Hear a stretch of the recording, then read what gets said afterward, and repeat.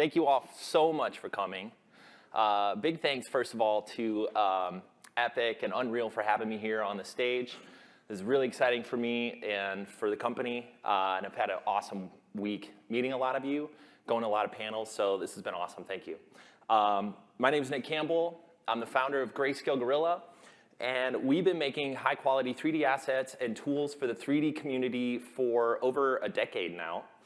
And we really focus on high-quality 3D materials, lighting, textures, surface imperfections, HDRIs, gobos, a bunch of fun stuff to help you guys make beautiful renders and also work fast so that your whole life's not spent behind the computer making stuff from scratch, and that you can actually maybe live a little bit of a life beyond the screens.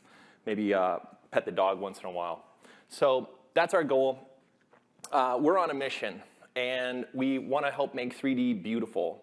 And you know, we think of ourselves as helping artists and empowering you guys to do your best work. And a big part of that over the last couple years has been our 3D asset library. So we have over 4,000 curated 3D assets. The team's been so hard at work creating a whole library for you guys to search, find what you're looking for, apply it to your next scene. And the team really focuses on bringing all the fine little details. We have a whole capture system that we've been working on for quite a few years that captures every last little scratch and dent and detail and reflection and brings it into 3D. And we create, obviously, textures, really focus on the photoreal, but also some of the fun stuff as well.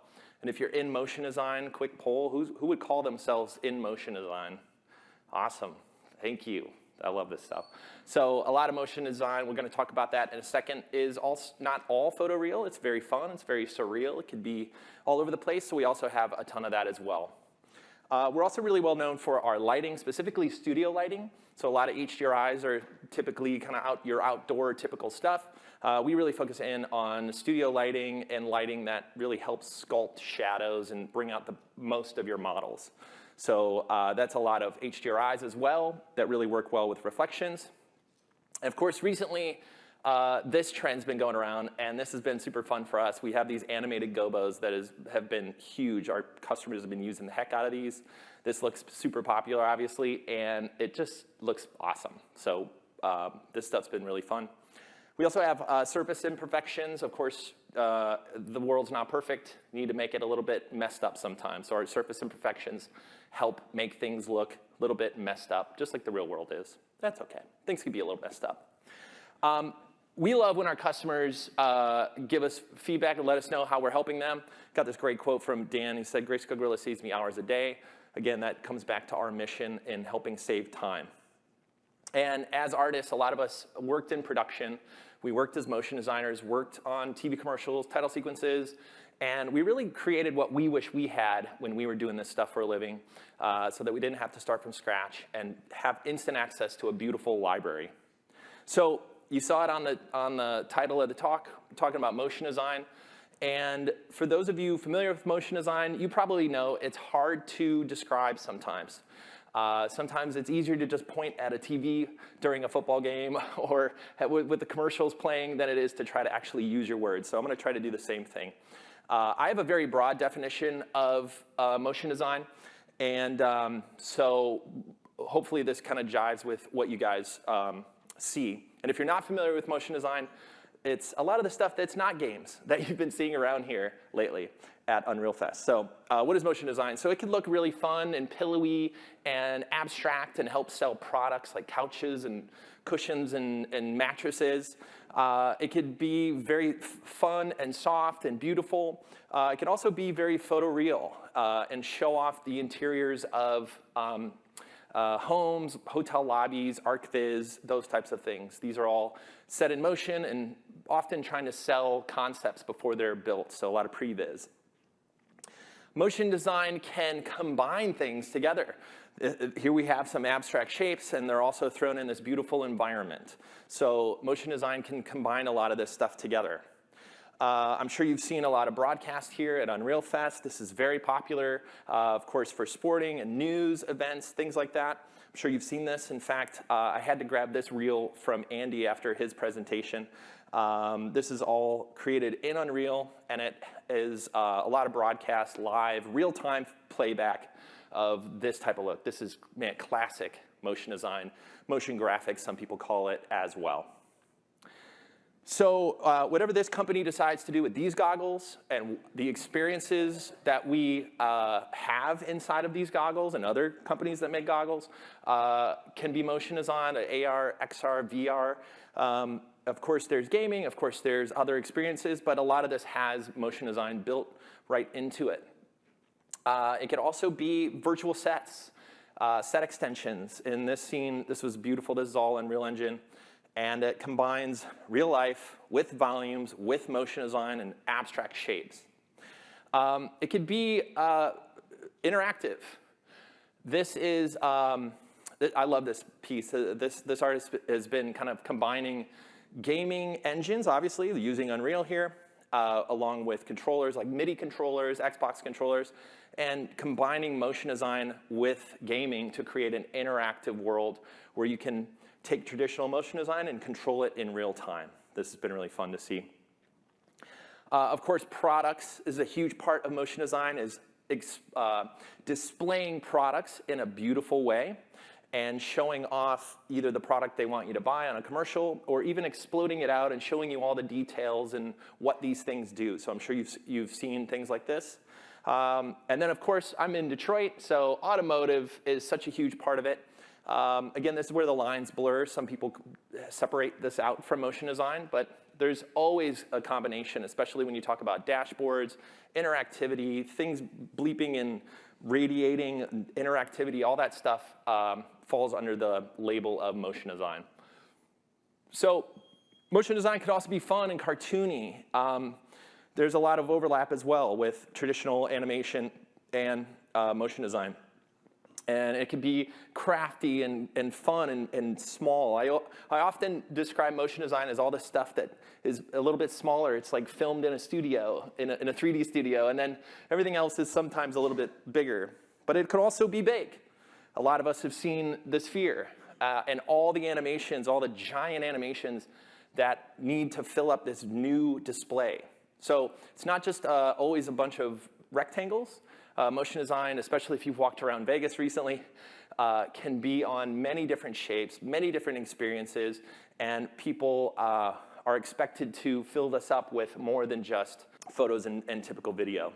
So who all saw the images from inside the Sphere as well, right? That came out a couple days ago. Beautiful motion design, a lot of that stuff, giving you an experience that isn't just filmed from a camera, it's animation, it's everything.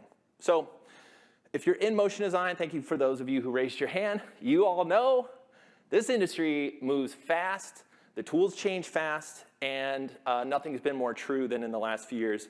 So I wanted to tell a quick story about a little bit of the history of motion design and some of the tools that traditionally, especially in 3D motion design, that have been changing over the years. So let's go back. The year was 2003. And I had bigger hair, and I still wore yellow t-shirts, so that's good. Still got that. And Finding Nemo was out in the theaters, and 3D was expensive. To do motion design, especially in 3D, it was expensive. One seat of 3D software could run you $4,000, $5,000, $6,000, $10,000, and if you go back a couple years before 2003, $30,000, $40,000 for just one seat to be able to do anything in 3D. Computers were often just as expensive, of course. To be able to run all this stuff, you needed not off-the-shelf parts, you needed custom designs, and often the computers were as expensive or more expensive than the license itself.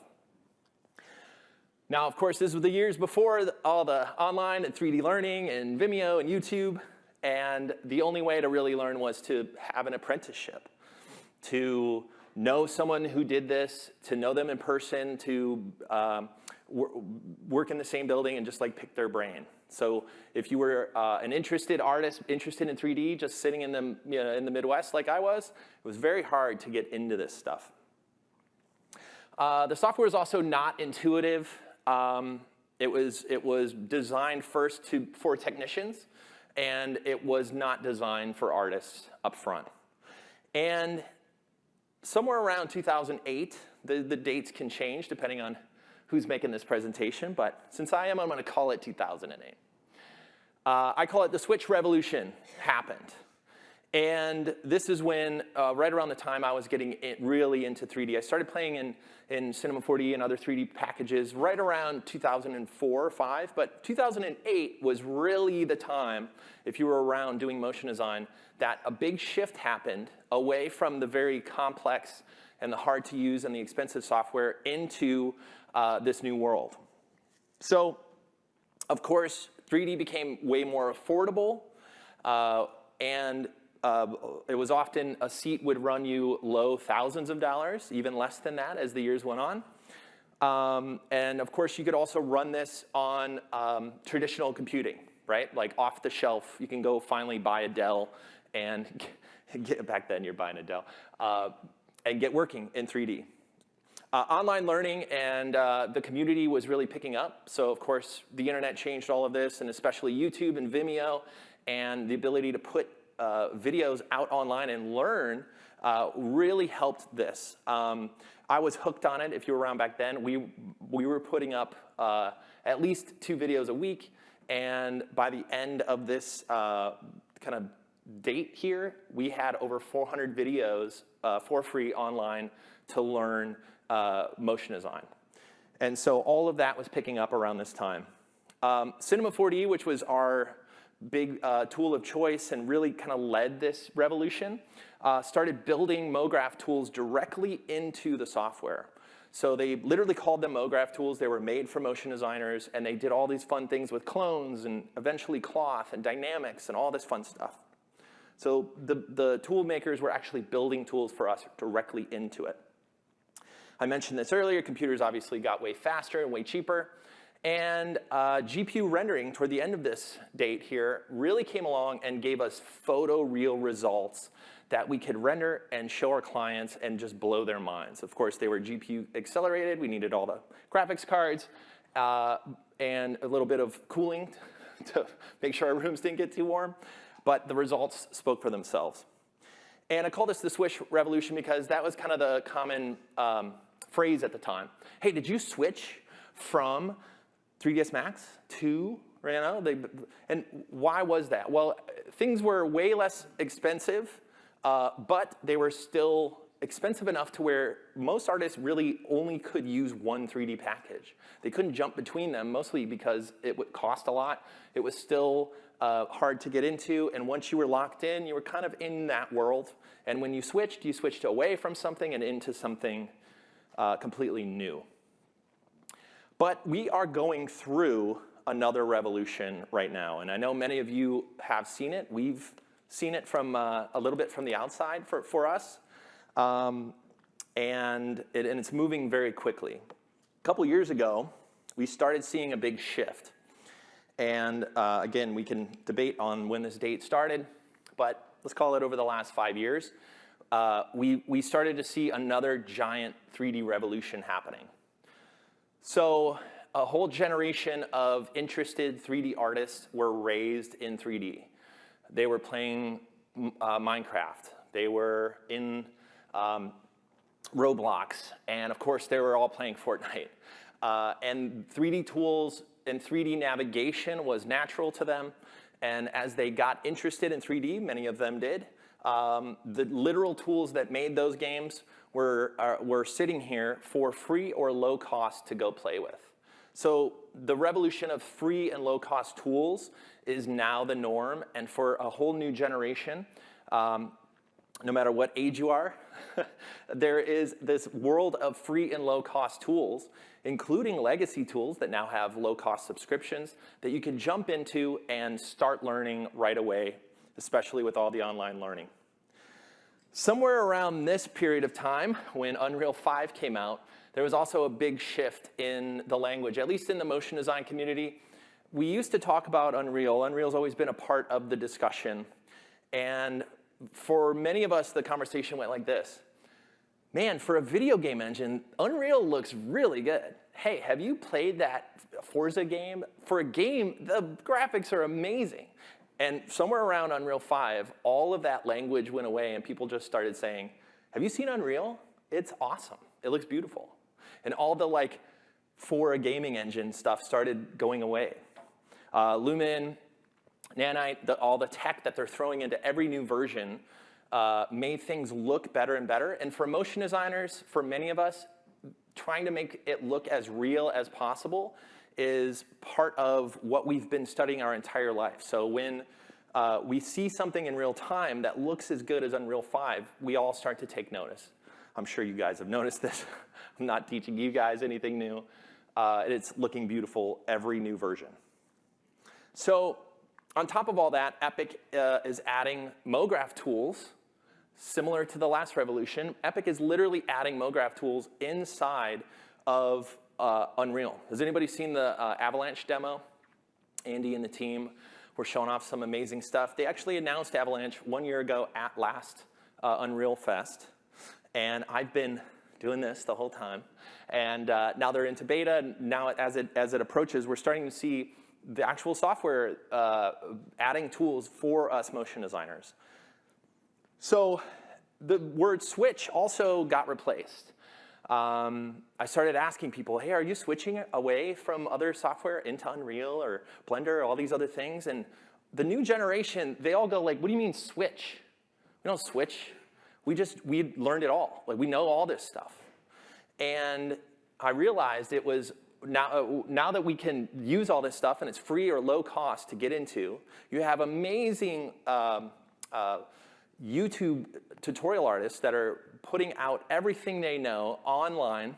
And if you don't like their personality, there's somebody else right up the road that can also help engage you and get you into this stuff.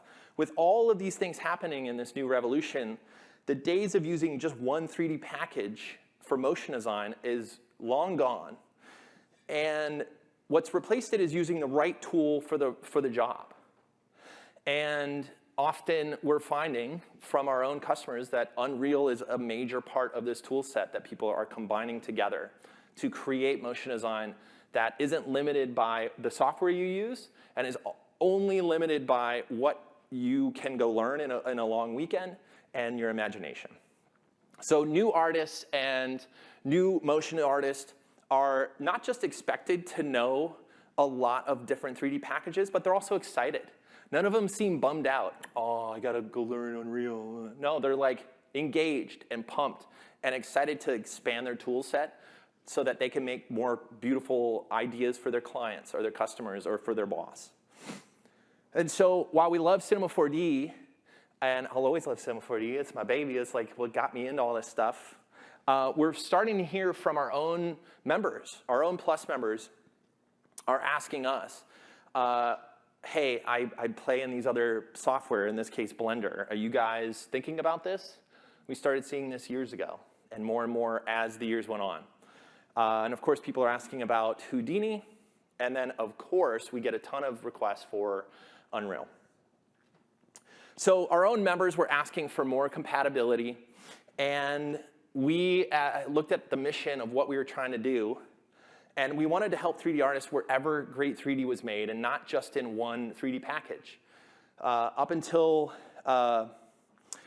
now, our materials and tools were only compatible inside of Cinema 4D. In fact, you had to install the plugin inside of Cinema 4D to even download this stuff. So we looked at, this is about a year and a half ago now, we looked at all of this and we saw this revolution coming. We talked to our own customers. And we decided then, and we've been working really hard on this, and finally excited to announce that we're actually bringing our entire library to Unreal Engine by the end of this year. So that's been very exciting for us. I know the team's been very hard at work making sure that it's looking beautiful, and I got some examples for you guys as well. We're excited to show. But now we really want you guys to bring your favorite 3D assets with you no matter where you do 3D, not just in one package. So obviously we're excited. And we're really excited to get it in your hands.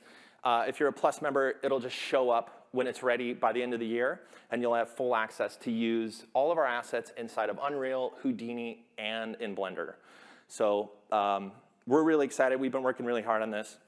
And so as all this was happening, I love teaching. If you guys know me, if you've seen any of my videos over the last 14 years now, you know I love getting in front of a camera and just sharing like stuff I'm learning as I learn it.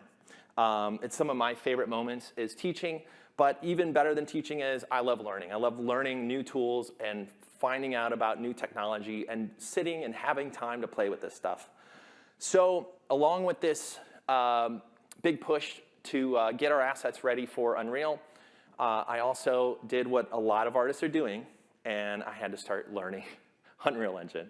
So I wanted to share with you guys some of the little experiments that I've gone through, mostly to show you from somebody who's used only one 3D package, honestly, for quite a long time, some of the ways that I approached Unreal. And so I decided to make it easy on myself and take one of our most popular tutorials inside of Cinema 4D, which is this one here. This is making a cloth pillow. You saw a version of this earlier in the talk. And I literally just wanted to see if I could recreate this inside of Unreal Engine. So I went into Cinema 4D, I grabbed the scene file, and then I baked out an alembic, and I brought it into Unreal. And with a little bit of help, quite a few dumb questions from me to some other friends of mine that used Unreal Engine, I got to this point. And I know I'm preaching to the choir in this room, but when I hit play, and this happens in the actual software, and I wait 0 for rendering, it really blew my mind. I sat here and watched this thing spin around for minutes. And then I'd move my camera, and then I'd move my HDRI around, and literally just am blown away by Lumen sitting in here on an alembic file, playing back in real time in Unreal. And this blew my mind. Here's the full render. I went to, of course, learn how to export this out, not just in the playback window, and I rendered this out in 2 minutes. I know you guys are used to this. This blew my mind. This came out in 2 minutes. That was 4K, by the way. I was like, let's crank it up. 2 minutes. This is another one that I stared at. If you know me, I love taking some simple shapes and bouncing them around. I exported this out of Cinema 4D, brought it in. Same very easy way to import this with FBX. Thank you, Winbush, for the tutorial. Cheers. What up, what up? So brought this in, brought in one of our metallic HDRIs, and hit play. And again, this popped up on the viewport, and I just got giddy. I was like scaling it up and down and moving it around. This simple little animation was one of the pivotal ones for me, where I just moved a camera, I made a light get brighter over time, and I just spun my little clump around. And again, playing back and seeing this quality was mind-blowing. I thought I would push the path tracer as far as I could and just kind of start there, because I was used to things looking really, really good in other packages. But every time I flipped on Lumen, I was like blown away, and it was real time. So it was beautiful. I wanted to share this with you. I always forget the name of this tab, level snapshots. So Andy and the team showed me this, and this really expanded how I started thinking about artists like you using Unreal for motion design. So anyone use level snapshots? Awesome. So this thing is amazing. I literally, so if you're not familiar, you can set up different lighting, different materials, a lot of different things. Save it as a level snapshot, and what you're seeing is me literally just pulling up a different level snapshot to change the material and lighting in real time in Unreal. And again, blew my mind. So this revolution, as I started playing with this stuff, I thought it was all about the render time. It could be oftentimes hours, sometimes days, with a traditional motion design workflow to wait for a beautiful render. And I thought it was all about hitting render and just getting this very quickly at the end of the process. The more I played with it, the more I realized the real power in this is real-time lighting and compositing and seeing it in real time as you spin a light around or spin an HDRI around or change materials. The feedback loop between having an idea and seeing it in real time is really what gave me the aha moment for how important Unreal is to this new revolution. So here's a good example. I finally paused the scene so you don't see a bunch of stuff bouncing around, but literally just rotating an HDRI around, seeing this was really, really beautiful. And it really helped me understand, okay, I can actually choose different lighting environments, choose different backgrounds, and see my thinking in real time, and that feedback loop will speed up my workflow, which is what we're all about. So this render was good. I blocked out which is which to protect the innocent. One of these is a very popular third-party renderer for Cinema 4D, and one of these is Unreal Engine. And if you guys want to look and take your guess on which is which, if you come up and talk to me afterwards, I'll fill you in, but I won't spoil the surprise. I'm amazed on how close the team got this. And this is another good example as we bring our assets and materials into Unreal Engine and other 3D packages, how close we're trying to match to what we were used to in Cinema Land. So, anyone seen the recent stuff from Ash Thorpe? So I love Ash Thorpe, amazing artist, and we recently were kind of texting back and forth, and he was sharing some of his experiments in Unreal and some of his thoughts about it. And we were kind of going back and forth on how exciting it was. And in one of the messages, he said this, and I asked him if I could put the quote in here. And he said, it's the future. He was talking about Unreal. He goes, it's the future. It's the first time I use a tool where I feel fully liberated as a creative. And this hit home to me. It was that iteration process I talked about earlier. And that's when I started thinking this revolution's more than just real-time rendering. It's real-time lighting, it's real-time experimentation, it's real-time playing around with this stuff, real-time creativity. It's real-time having an idea and putting it on the screen as quick as possible. And it's real-time materials, it's real-time cinematography, so moving that camera around and seeing results right away. So I wanted to give a shout out to some of the people on YouTube that saved my butt. I'm sure I'm like many of you. When you get stuck, you go search that thing. How do I do this? And some really talented people popped up on YouTube. I want to give them a shout out. First of all, my buddy Clint, Punisher. Anyone follow him? So if you're in the Unreal and motion design and maybe like non-gaming space, Clint is doing amazing work. So not only is he making these amazing tutorials and videos, he also runs these contests where thousands of people submit animations. They pick winners, they got big prizes, and really encourages new 3D artists to pick up these tools and start playing with them, which is something I love. Also, give the shout out. Yeah, give it up. Yeah, you got the audience going. So William Fauch, so I've been debating all week. Faucher? Foucher? We'll do the vote later. William, text me, let me know. I want to say your name right the next time. Either way, thank you for all that you do. And again, a lot of the photoreal, looking at lighting, understanding the settings that you can crank up that would probably affect your video game negatively, but affect everything else positively. So I love turning to his tutorials and his videos for that, to show all this new tech. You gotta give it up for Wimbush, what up, what up? Sorry, Wimbush, you could charge me later for that one. I think he owns the trademark to that. Huge help, and obviously for any of us in Cinema 4D and using Cinema 4D as well as Unreal and going back and forth, huge part of helping us understand this world. So love seeing videos from him. What a positive force in this new revolution. So Unreal Engine is getting more and more exciting for motion designers, and I wanted to share with you a little bit more stuff and work and motion design that I found that was rendered in Unreal just to kind of like show what is possible. So this first piece here, there we go. So this is from Already Been Chewed. There's a really cool studio in Texas. And they turned to Unreal Engine for this spot for a lot of reasons. They have a breakdown, which is really good. But for one of the reasons is for how much geometry and how many things they wanted to display at once.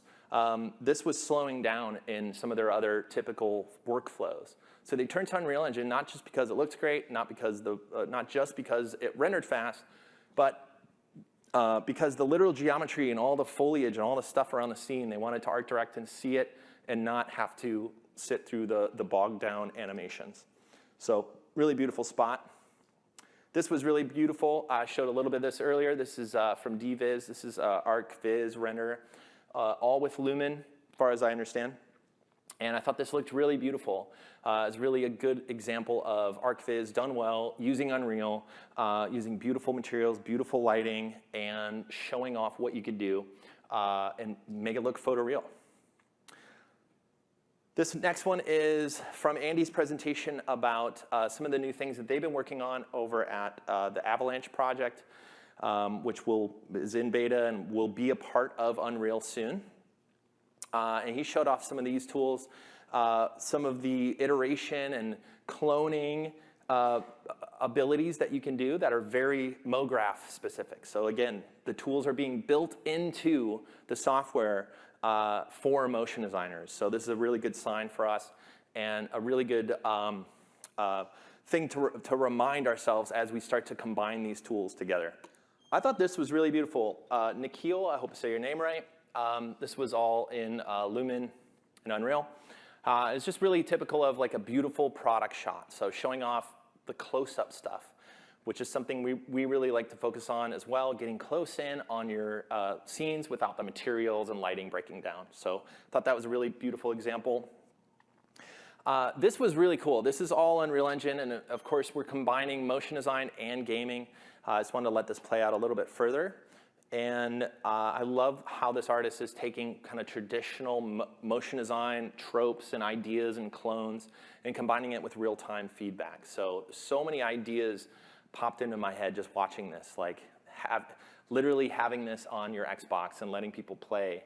It's kind of a new way to think about what motion design is, what it can be. Some more product stuff. This is Ali 3D. This is a young artist doing some tutorials as well. I thought this was really beautiful. This is all Lumen and Unreal and showing some really beautiful, simple product animation.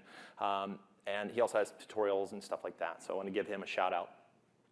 This is Nafi 3D. I hope I get that right. I think this is actually a course. I thought this was beautifully done. Another good example of product animation, product viz, all done inside of Unreal Engine. It's really, really beautiful. Another one from Ali. This is less product and more of like an experience. This kind of combines ArcViz in like kind of a hotel lobby situation with rocks floating around, like stuff that it doesn't exist in the real world. Very motion designy.